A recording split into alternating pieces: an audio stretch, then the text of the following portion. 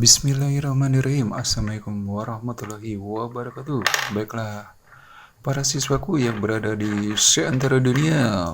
Di video kali ini kita akan mempelajari tentang sistem peredaran darah manusia.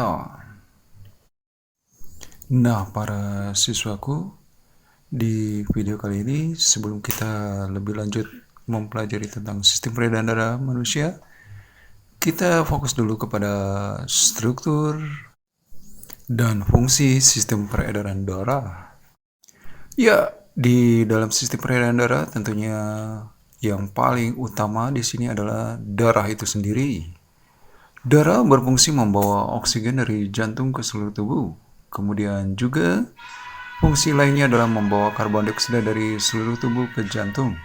Kemudian membawa sari-sari makanan, membawa hormon, dan membawa sisa-sisa metabolisme. Komponen darah. Komponen darah terdiri dari yang pertama adalah plasma darah. Selain terdapat plasma darah, di dalam darah juga terdapat sel darah merah dan sel darah putih, dan juga ada keping-keping darah. Nama lain sel darah merah adalah eritrosit, nama lain dari sel darah putih adalah leukosit, dan nama lain dari keping-keping darah adalah trombosit.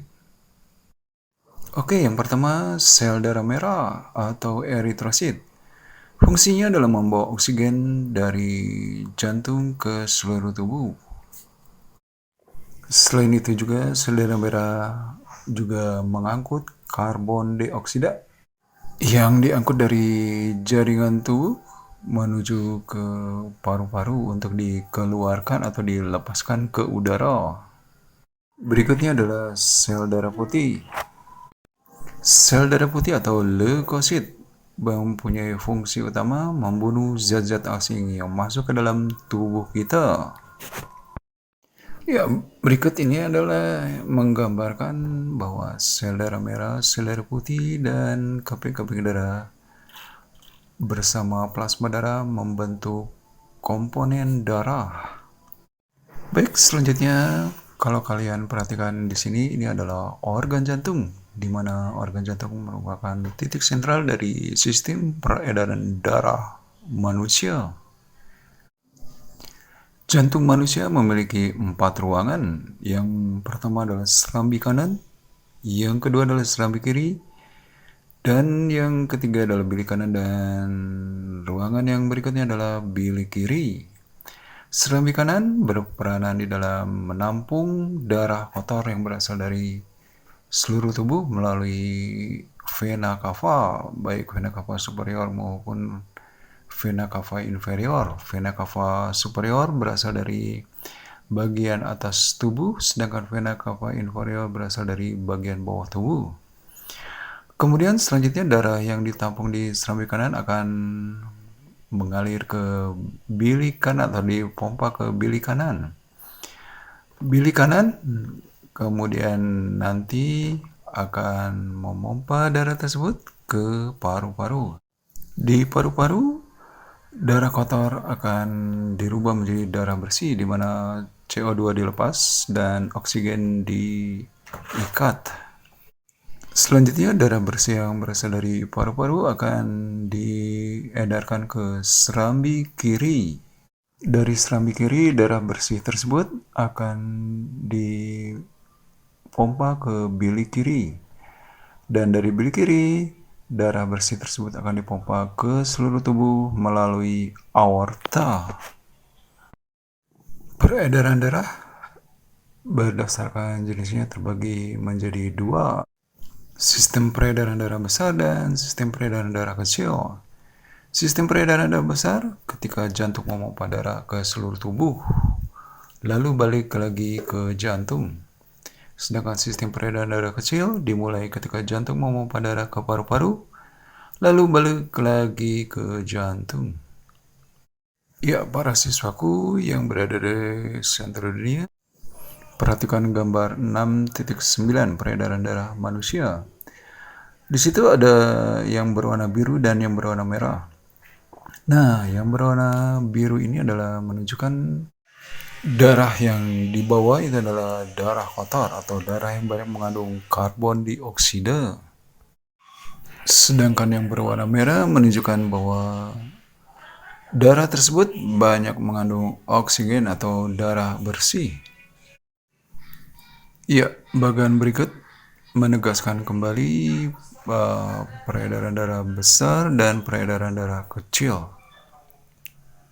Sekali lagi bahwa darah yang berasal dari seluruh tubuh atau darah kotor akan ditampung pertama kali di serambi kanan melalui pembuluh vena cava, baik pembuluh vena cava superior dan vena cava inferior.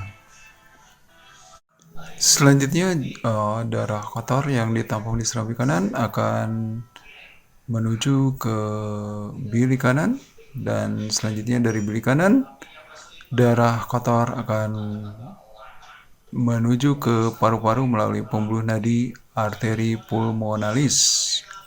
Di paru-paru darah dibersihkan dan menuju ke serambi kiri. Selanjutnya darah bersih yang ditampung di serambi kiri akan dipompa ke bilik kiri, dan dari bilik kiri darah bersih akan dipompa ke seluruh tubuh melalui pembuluh aorta. Baiklah para siswaku, berikutnya di sini adalah gambar perbedaan antara pembuluh arteri dan pembuluh vena.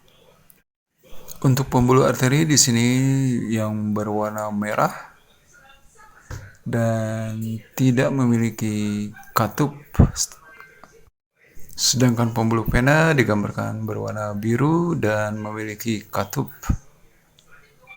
Dan berikutnya ini adalah tabel perbedaan antara pembuluh nadi dan pembuluh balik atau vena. Untuk pembuluh nadi, tempatnya agak tersembunyi di dalam tubuh. Sedangkan untuk pembuluh balik atau vena, dekat dengan permukaan tubuh tampak kebiru-biruan.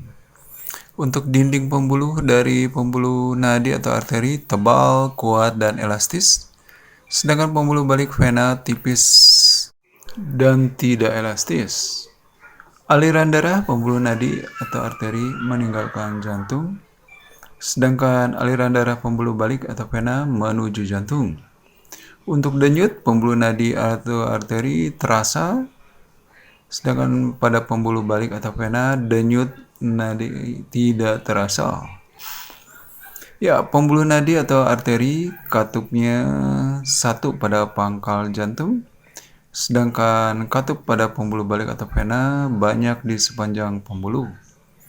Untuk pembuluh nadi atau arteri, darah yang keluar darahnya memancar ya. Jadi kalau terpotong akan memancar. Sedangkan untuk pembuluh balik atau vena, apabila terpotong darahnya tidak memancar, yaitu menetes saja. Ya, berikutnya adalah tekanan darah. Tekanan darah adalah perhitungan ketika bilik berkontraksi memompa darah dan ketika bilik berelaksasi menerima darah. Tekanan darah dibuat dalam bentuk pecahan. Pembilang menunjukkan ketika bilik memompa darah. Penyebut menunjukkan ketika bilik menerima darah. Tekanan darah normal orang dewasa 120/80. Ya, berikutnya adalah penyakit di dalam sistem pembuluh darah. Ya, yang pertama ini adalah aterosklerosis dan serangan jantung. Aterosklerosis adalah mengerasnya dinding pembuluh arteri karena timbunan lemak atau kolesterol yang menyumbat laju peredaran darah di arteri. Hal ini mengakibatkan lambatnya oksigen diedarkan ke seluruh tubuh. Jika hal itu terjadi, maka organ dalam tubuh bisa rusak. Aterosklerosis dapat juga terjadi di arteri koroner yang merupakan pembuluh darah pengantar darah ke otot jantung. Kondisi ini menyebabkan serangan jantung yang mengakibatkan kematian.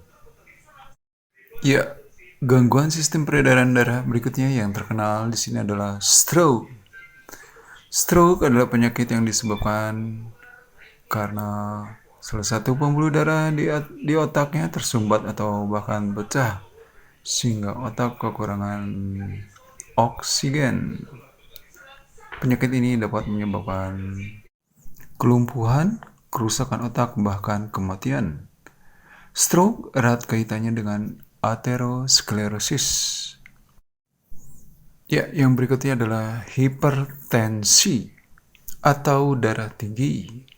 Hipertensi adalah penyakit ketika tekanan darah sama atau di atas 140/90. Hipertensi menyebabkan jantung bekerja lebih keras. Hipertensi juga mengakibatkan pecahnya pembuluh darah. Seringkali hipertensi ini tanpa gejala sehingga penderitanya merasa baik-baik saja. Gejala baru timbul ketika sudah mengalami kerusakan parah. Karena itulah penyakit ini disebut silent killer atau pembunuh diam-diam. Hipertensi sangat berkaitan dengan aterosklerosis. Ketika arteri menyempit, maka tekanan darah akan meningkat. Faktor yang mempengaruhi denyut nadi. Denyut nadi pada setiap orang dapat berbeda-beda dan dapat dipengaruhi oleh banyak faktor. Di antaranya adalah yang pertama usia, yang kedua aktivitas fisik, yang ketiga tingkat kebugaran, yang keempat suhu udara, yang kelima emosi, yang keenam posisi, yang ketujuh ukuran tubuh, dan terakhir konsumsi obatan tertentu. Ya, berikutnya kita sampai juga kepada kuis yang berhadiah. Ya, untuk kuis ini silakan kalian kirimkan ke email kami di Roger Bioscience. Ya, email tersebut sudah ditulis di deskripsi. Ya, yang beruntung akan mendapatkan hadiah luar biasa. Oke, sampai di sini dulu materi sistem peredaran darah. Sampai jumpa. Wabillahi taufiq walhidayah. Wassalamualaikum warahmatullahi wabarakatuh.